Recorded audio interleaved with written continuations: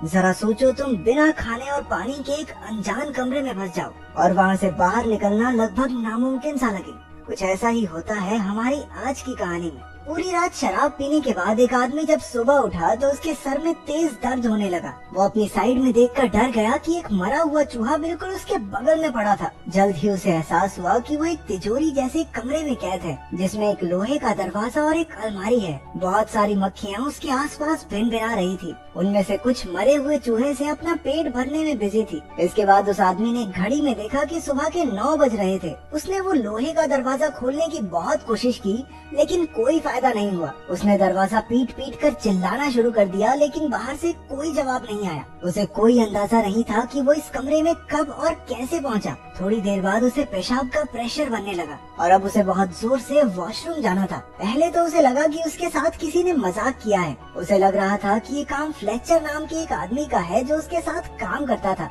वो मजाक में कहने लगा कि बाहर आते ही उसे नौकरी से निकाल देगा। लेकिन थोड़ा वक्त बीत जाने के बाद उसे एहसास हुआ कि बाहर किसी के होने का नामो निशान ही नहीं था। उसने जेब से अपना फोन निकालकर फ्लेचर को कॉल लगाई, लेकिन वहाँ सिग्नल ही नहीं थे। इसका सीधा मतलब ये था कि बाहरी दुनिया से उसका संपर्क पूरी तरह टूट चुका है। उसने कमरे में मौजूद उस लोहे की अलमारी को भी खोलने की कोशिश की, लेकिन वो भी पूरी तरह बंद थी। कमरे में चलकर उसने छिपे हुए कैमरे भी ढूंढने चाहे, लेकिन वहाँ ऐसा कुछ नहीं था। अब उसकी समझ में कुछ नहीं आ रहा था और धीरे धीरे उसका चिड़चिड़ापन गुस्से में बदलने लगा। उसने जोर जोर से अपने कलीग्स पर चिल्लाना शुरू कर दिया। गुस्से से भरकर उसने अपनी बेल्ट उतारी और लोहे का दरवाजा पीटने लगा। कुछ देर बाद वो थक कर रुक गया, क्योंकि उसने एक दिन से कुछ खाया भी नहीं था। उसने चिल्लाकर कहा कि अगर उसे बाहर नहीं निकाला तो वो सबको पुलिस के हवाले कर देगा, लेकिन फिर भी बाहर से कोई जवाब नहीं आया। पूरा एक दिन बीत गया था। अब उसने नींद से उठकर अपना फोन चेक किया, लेकिन फोन भी उसके हाथ से छूटकर नीचे गिरकर टूट गया।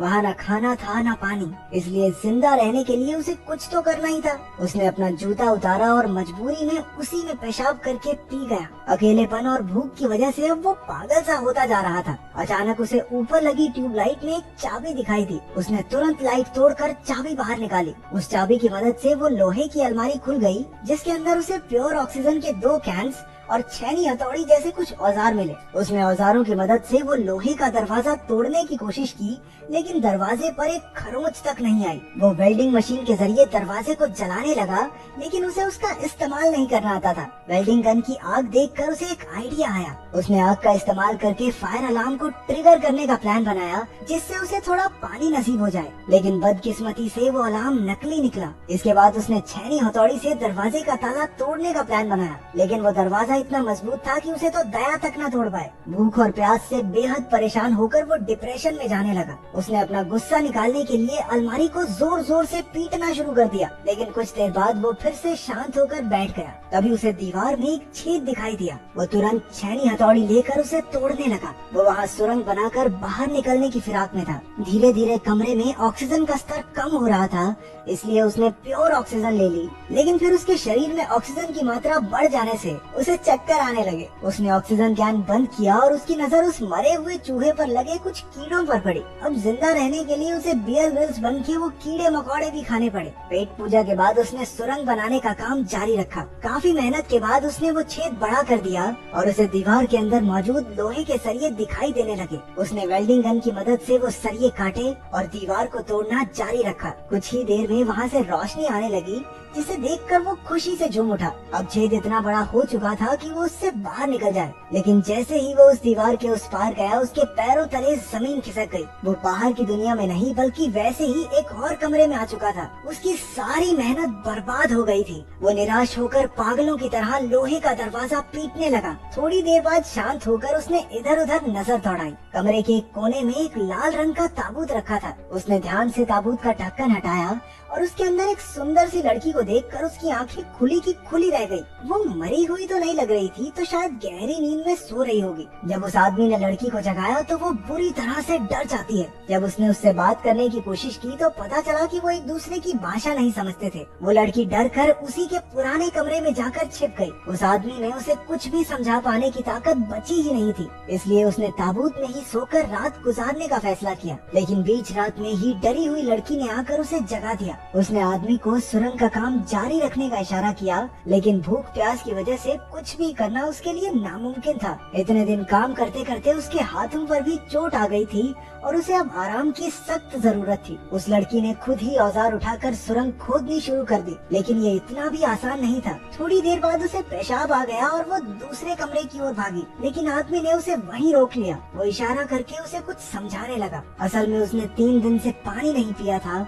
और उस लड़की का पेशाब उसके लिए बेशकीमती था। थोड़ा हिचकिचाते हुए लड़की ने उसकी बात मानकर उसके जूते में पेशाब कर ही दिया। अपनी जान बचाने के लिए उसे ये वाहियात काम भी करना ही पड़ा। हालांकि वो लड़की उसकी भाषा नहीं समझती थी, लेकिन आदमी को देखकर वो ये समझ चुकी थी कि यहाँ जिंदा रहने के लिए क्या करना होगा। फिर आदमी उसे कीड़े खाने भी सिखाने लगा, लेकिन वो कीड़े खाने से साफ मना कर देती है। इसके बाद आदमी उस कमरे की दीवार पर छेद करने के काम में लग गया, लेकिन काफी वक्त लगे रहने के बाद भी वो छोटा सा ही छेद कर पाया। इसे देखकर वो लड़की निराश होकर रोने लगी। ये दीवार टूटती क्यों नहीं है? टूटेगी कैसे, अंबुजा सीमेंट से जो बनी है। आदमी ने एक गाना गाकर उसे शांत किया और वो भी उसके साथ गाने लगी, लेकिन तभी गलती से उस आदमी के हाथ पर हथौड़ा लग गया। लड़की ने तुरंत अपने सर का कपड़ा निकालकर उसके जख्म पर लगाया। देखते ही देखते उनमें दोस्ती हो गई और दोनों इकट्ठे खोदने का काम करने लगे। अचानक लोहे के दरवाजे का ताला अपने आप घूमने लगा। दोनों भागकर उसकी ओर गए, लेकिन ताला फिर से पहली वाली जगह पर आ गया। काफी देर ट्राई करने के बाद उन्हें समझ आ गया कि जब तक वो दरवाजे से पीठ करके रखेंगे तब तक ताला खुलता रहेगा। धीरे धीरे वो पीठ करके दरवाजे के करीब पहुँचे। आखिरकार इस तरकीब से दरवाजा खुल गया और दोनों तीसरे कमरे में पहुँच गए। बदकिस्मती से ये भी वैसा ही सेम कमरा था जहाँ एक खाली कब्र रखी गई थी और पहले जैसा ही लोहे का दरवाजा भी था। लड़की ने समझदारी दिखाई और जल्दी से पिछले कमरे से सारे औजार उठाकर ले आई। उन्होंने इस दरवाजे को भी पहले की तरह खोलने की कोशिश की, लेकिन वो जो भी करते दरवाजा बंद ही रहता। अब उनके पास कब्र खोदकर सुरंग बनाने के अलावा कोई रास्ता नहीं बचा था। अब उस आदमी के शरीर में बिल्कुल ताकत नहीं बची थी और वो चक्कर खाकर गिर पड़ा। लड़की अब भी ठीक थी क्योंकि उसने इतना काम नहीं किया था। अब आदमी के शरीर में बुखार आना शुरू हो गया। तभी उसे उन्हें कैद करने वाले की असली इच्छा का एहसास हुआ। आदमी को लगा कि उन्हें कैद करने वाला उन दोनों को एक दूसरे का कत्ल करते हुए देखना चाहता है, इसलिए बाहर निकलने के लिए उनमें से एक को मरना होगा। कमरे में रखी कब्र ही उनमें से एक की मंजिल है। सारी मुसीबत खत्म करने के लिए आदमी ने लड़की का खून करने के बारे में सोचा, लेकिन वो ऐसा कर नहीं पाया। अब उसकी जिंदा रहने की सारी उम्मीद और इच्छा खत्म हो चुकी थी, इसलिए उसने खुद को ही कब्र में लेटा लिया और मौत का इंतजार करने लगा। लड़की ने उसे थप्पड़ और घूंसे मारकर जगाए रखने की कोशिश की, हालांकि आदमी में कोई हलचल नहीं हुई। उसने आदमी को कब्र से बाहर निकाला और उसे जमीन पर लेटाकर सुलाने लगी। अब वो भी सबसे तंग आ गई थी, इसलिए वो दरवाजे पर जाकर चिल्लाने लगती है, लेकिन बाहर से चूं तक की आवाज नहीं आई। अब उसे भी कोई रास्ता नहीं दिख रहा था। आखिरकार उसने अपने आंसुओं से आदमी की प्यास बुझाई। अगर वो मर गया तो वो भी ज्यादा देर तक बच नहीं पाएगी। कुछ देर बाद उसने अपने कपड़े उतारने शुरू कर दिए। बेहोशी की हालत में भी आदमी को समझ आ गया कि वो क्या कर रही है। लड़की के छूने से वो भी हल्का हल्का जागता रहा। जैसे तैसे लड़की ने पूरी रात उसे जगाए रखा। कुछ देर बाद दोनों थक कर जमीन पर सो गए। थोड़ी देर बाद जब आदमी की आँख खुली तो उसने देखा कि लड़की उसके पास ही सो रही थी। रेंगते हुए वो दूसरे कमरे तक गया और ताबूत से कपड़ा निकाल कर उसने लड़की को उड़ा दिया। इसके बाद वो कमजोरी से एक बार फिर बेहोश हो गया। तभी उसे ताले के घूमने की आवाज सुनाई दी। दोनों तुरंत उठ गए और पिछली बार की तरह इस बार भी दोनों ने दरवाजे की तरफ पीठ करके आगे बढ़ना शुरू किया। अब आदमी इतना ज्यादा कमजोर हो चुका था कि खुद से चल भी नहीं पा रहा था। लड़की किसी तरह उसे सहारा देकर अपने साथ दरवाजे तक ले जाती है। अचानक इस बार दरवाजा खुल गया और एक बेहद खूबसूरत नजारा उनकी आंखों के सामने आया। लोहे के दरवाजे के बाहर की दुनिया किसी स्वर्ग से कम नहीं थी। चारों ओर बेहद सुंदर झरने, पक्षी और फूल फैले हुए थे। इतना सुंदर नजारा उन्होंने आज तक नहीं देखा था। दोनों ने एक दूसरे की ओर देखा और खुशी से मुस्कुराने लगे। इतनी मुश्किलें सहने के बाद उन्हें आखिरकार इतना खूबसूरत अंत मिला। हम तुम्हें कमरे में बंद हो और चाबी खो जाए तो तुम किसके साथ कमरे में बंद होना चाहते हो, कमेंट्स में जरूर बताना।